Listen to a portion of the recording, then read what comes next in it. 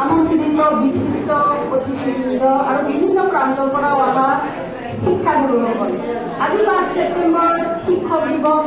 আমি আটাইয়ে জানো এই দিনটোৰ তাৎপৰ্য।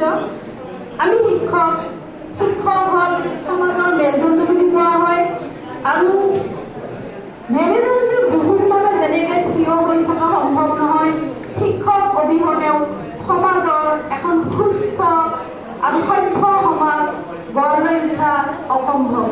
আমি শিক্ষক, আমি ছাত্ৰৰূপী কেঁচা সামগ্ৰীবোৰেৰে মানৱ সম্পদ গঢ় দিওঁ।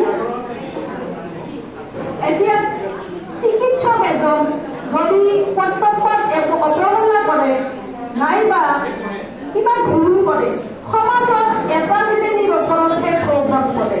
তেনেকে অধিবক্তা এজন নাইবা যিকোনো পদবীত থকা মানুহ এজন যদি ভুল কৰে বা কৰ্তব্যত অৱহেলা কৰে, তেতিয়াহ'লে সমাজত এটা শ্ৰেণীৰ ওপৰতহে প্ৰভাৱ পৰে।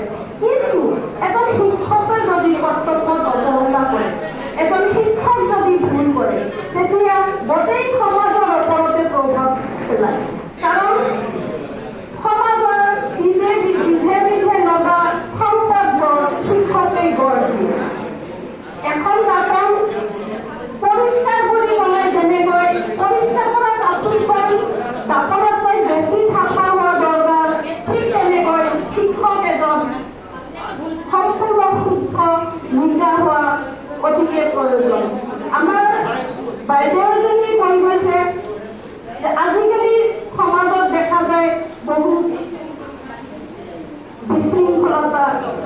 মই ভাবোঁ এই যে আমি যি ছাত্ৰ এজনে 100 নম্বৰৰ ভিতৰত 100 নম্বৰে পাব লাগিব, এই যে নম্বৰ পোৱাৰ যিটো প্ৰতিযোগিতাত নমা হৈছে আৰু ভাল নম্বৰ পায়, ভাল এটা বেছি দৰমহা পোৱা এটা চাকৰি যোগাৰ কৰিব, অৰ্থাৎ টকা ঘটা মেচিন যি আমি উৎপাদন কৰি আছো, এইটোৰ কাৰণে মই ভাবোঁ সমাজত বিশৃংখলতা হৈ আছে।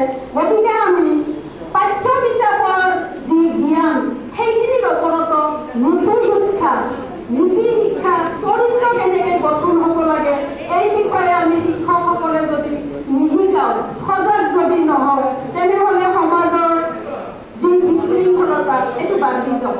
যি কি নহওক, মোক চমুকৈ ক'বলৈ দিয়া হৈছে, যিহেতু সময় একেবাৰে কম, মই বিশেষ নকওঁ।